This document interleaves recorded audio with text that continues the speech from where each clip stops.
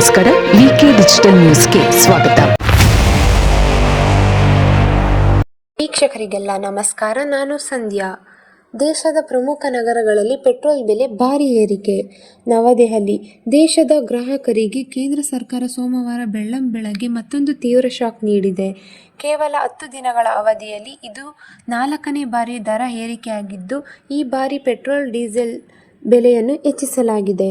ಜಾಗತಿಕ ಮಾರುಕಟ್ಟೆಯಲ್ಲಿ ಕಚ್ಚಾ ತೈಲದ ಬೆಲೆ ಏರಿಕೆಯಾಗಿರುವುದು ಹಾಗೂ ಡಾಲರ್ ಎದುರು ರೂಪಾಯಿ ಮೌಲ್ಯ ಕುಸಿತ ಕಂಡಿರುವುದೇ ಈ ದರ ಏರಿಕೆಗೆ ಪ್ರಮುಖ ಕಾರಣ ಎಂದು ಹೇಳಲಾಗುತ್ತಿದೆ. ಇದರಿಂದ ತೈಲ ಆಮದು ವೆಚ್ಚ ಹೆಚ್ಚಾಗಿದೆ. ಸರ್ಕಾರಿ ತೈಲ ಕಂಪನಿಗಳಿಗೆ ಆರ್ಥಿಕ ಒತ್ತಡ ಉಂಟಾಗಿದೆ.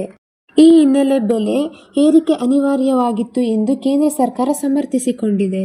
ದಿನನಿತ್ಯದ ವಸ್ತುಗಳ ಬೆಲೆ ಏರಿಕೆಯಿಂದ ಸಂಕಷ್ಟದಲ್ಲಿರುವ ಜನರಿಗೆ ಇಂಧನದ ದರ ಏರಿಕೆ ಮತ್ತೊಂದು ಹೊಡೆತ ಎನ್ನಬಹುದು. ಸಾರಿಗೆ ವೆಚ್ಚ ಹೆಚ್ಚಳವಾಗುವುದರಿಂದ ತರಕಾರಿ, ಹಣ್ಣು, ಹಾಲು ಸೇರಿದಂತೆ ಅಗತ್ಯ ವಸ್ತುಗಳ ಬೆಲೆಯೂ ಹೆಚ್ಚಾಗುವ ಸಾಧ್ಯತೆ ಇದೆ. ಜೊತೆಗೆ ಕ್ಯಾಬ್, ಆಟೋ, ಲಾರಿ ಹಾಗೂ ಬಸ್ ಸೇವೆಗಳ ದರದಲ್ಲಿಯೂ ಏರಿಕೆಯಾಗುವ ಸಂಭವಗಳು ಹೆಚ್ಚಾಗಿವೆ. ಅಂತಾರಾಷ್ಟ್ರೀಯ ಮಾರುಕಟ್ಟೆಯಲ್ಲಿ ಕಚ್ಚಾ ತೈಲ ದರ ಇಳಿಕೆ.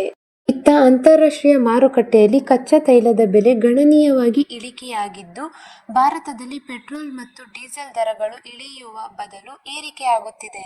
ಅಮೆರಿಕ ಮತ್ತು ಇರಾನ್ ನಡುವಿನ ಶಾಂತ ಒಪ್ಪಂದದ ಹಿನ್ನೆಲೆ ಜಾಗತಿಕ ಕಚ್ಚಾ ತೈಲ ಬೆಲೆ ಕುಸಿದಿದೆ. ಆದರೂ ಭಾರತದಲ್ಲಿ ಇಂಧನ ಬೆಲೆ ಏರಿಕೆಯಾಗುತ್ತಿದೆ. ವೆಸ್ಟ್ ಟೆಕ್ಸಸ್ ಇಂಟರ್ಮೀಡಿಯೇಟ್ ಕಚ್ಚಾ ತೈಲದ ಬೆಲೆಯಲ್ಲಿ ಶೇಕಡ 5.99% ಭಾರಿ ಇಳಿಕೆ ಕಂಡುಬಂದಿದೆ. ಪ್ರಸ್ತುತ ಪ್ರತಿ ಬ್ಯಾರಲ್ ತೈಲದ ದರ 90.81 ಅಮೆರಿಕನ್ ಡಾಲರ್ಗೆ ಇಳಿದಿದೆ. ಬ್ರೆಂಟ್ ಕ್ರೂಡ್ ಆಯಿಲ್ ದರವು ಶೇಕಡ 5.88% ಕುಸಿದು ಪ್ರತಿ ಬ್ಯಾರಲ್ಗೆ $97.77 ತಲುಪಿದೆ. ಈ ಇಳಿಕೆಗೆ ಪ್ರಮುಖ ಕಾರಣ ಅಮೆರಿಕ ಮತ್ತು ಇರಾನ್ ನಡುವಿನ ಶಾಂತಿ ಒಪ್ಪಂದ, ಜೊತೆಗೆ ಜಾಗತಿಕ ಬೇಡಿಕೆ ಇಳಿಕೆಯ ಅಂದಾಜು. ಭಾರತದ ಎಂಸಿಎಕ್ಸ್ ವಿನಿಮಯ ಕೇಂದ್ರದಲ್ಲೂ ಕಚ್ಚಾ ತೈಲದ ದರ ಗಣನೀಯವಾಗಿ ಇಳಿದಿರುವುದು ಕಂಡುಬಂದಿದೆ. ಭಟ್ಕಳದ ಕಪ್ಪೆಚಿಪ್ಪು ದುರಂತ, ಸಾವಿನ ಸಂಖ್ಯೆ 11ಕ್ಕೆ ಏರಿಕೆ. ಉತ್ತರ ಕನ್ನಡದ ಭಟ್ಕಳ ಜಿಲ್ಲೆಯಲ್ಲಿ ಕಪ್ಪೆಚಿಪ್ಪು ಹಾರಿಸಲು ಹೋಗಿ ಸಂಭವಿಸಿದ ಘೋರ ದುರಂತದಲ್ಲಿ ಸಾವಿನ ಸಂಖ್ಯೆ ಮತ್ತಷ್ಟು ಹೆಚ್ಚಾಗಿರುವುದಾಗಿ ತಿಳಿಸಿವೆ. ಉತ್ತರ ಕನ್ನಡ ಜಿಲ್ಲೆಯ ಭಟ್ಕಳ ತಾಲೂಕಿನ ತಟ್ಟೆಹಕ್ಕಲು ನದಿಯಲ್ಲಿ ಈ ಘಟನೆ ನಡೆದಿದ್ದನ್ನು ಇಲ್ಲಿ ಸ್ಮರಿಸಬಹುದು. ನದಿಯಲ್ಲಿ ಶೋಧ ಕಾರ್ಯ ಮುಂದುವರಿಸಿದಾಗ ಮತ್ತೊಂದು ಮೃತದೇಹ ಪತ್ತೆಯಾಗಿದ್ದು, ಸಾವಿನ ಸಂಖ್ಯೆ 11ಕ್ಕೆ ಏರಿಕೆಯಾಗಿದೆ ಎಂದು ವರದಿಗಳು ತಿಳಿಸಿವೆ. ಸೋಮವಾರ ಬೆಳಗ್ಗೆಯಿಂದಲೇ ಎನ್ಡಿಆರ್ಎಫ್ ಹಾಗೂ ಈಶ್ವರ ಮಲ್ಪೆ ತಂಡಗಳು ನದಿಯಲ್ಲಿ ಶೋಧ ಕಾರ್ಯಾಚರಣೆ ಮುಂದುವರೆಸಿದ್ದವು. ಈ ವೇಳೆ ನಾಪತ್ತೆಯಾಗಿದ್ದ ಮಾಧವ್ ನಾಯಕ್ ಅವರ ಮೃತದೇಹ ಪತ್ತೆಯಾಗಿದೆ.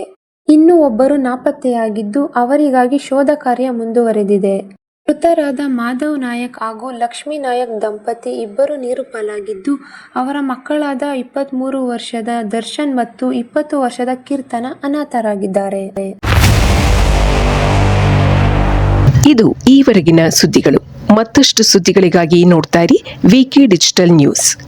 ವೀಕ್ಷಕರೇ, ವಿಕೆ ಡಿಜಿಟಲ್ ನ್ಯೂಸ್ ಯೂಟ್ಯೂಬ್ ಚಾನಲ್ ಅನ್ನು ಲೈಕ್ ಮಾಡಿ, ಸಬ್ಸ್ಕ್ರೈಬ್ ಮಾಡಿ ಮತ್ತು ಹೆಚ್ಚಿನ ಜನರಿಗೆ ಶೇರ್ ಮಾಡಿ.